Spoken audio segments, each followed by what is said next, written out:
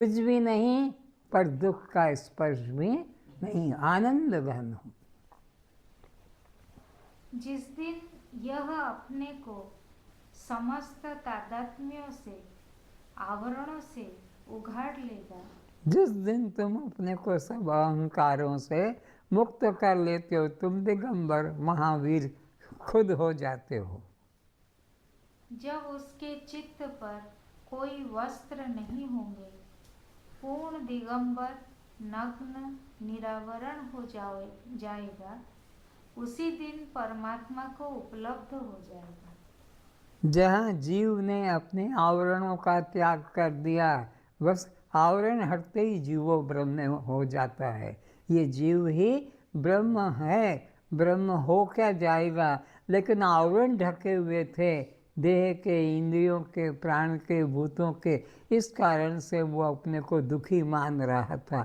जिस क्षण इसने सब आवरणों का त्याग कर दिया, अहंकारों का त्याग कर दिया, उसी क्षण ये जीव साक्षात ब्रह्म ही हो जाता है।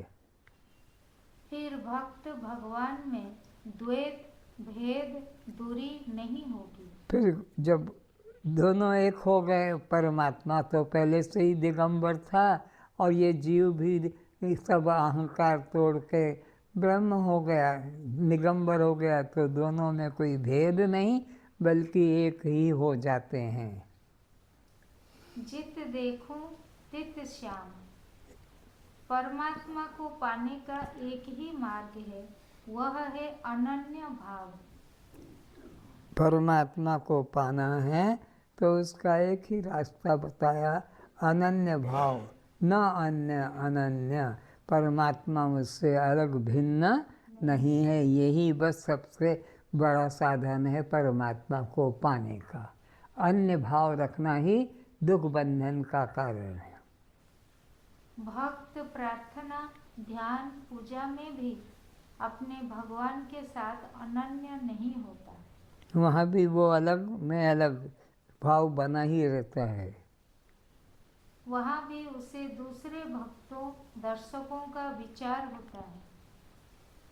आंख आगे पीछे दाएं बाएं घूमती रहती है। वह सनातन अव्यक्त परम पुरुष केवल अनन्य भक्ति, एक ही भाव, सोहम भाव द्वारा ही प्राप्त होने योग्य है। परमात्मा अन्य भाव से पाने योग्य नहीं है, एक ही भाव, अनन्य भाव से ही वह प्राप्तव्य है। उस परम धाम को पाए बिना आप जो कुछ ऊंची से ऊंची गति, स्थिति, पद, शक्ति, सिद्धि प्राप्त कर ले, उसका कोई मूल्य नहीं।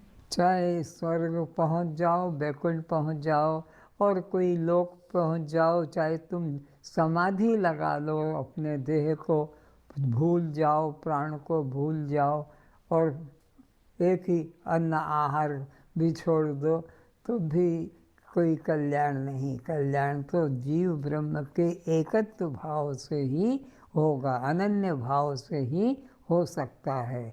अनन्य भाव के अतिरिक्त कोई भी ऊंची साधना कर डालो, वो सब व्यर्थ परिश्रम मात्र है।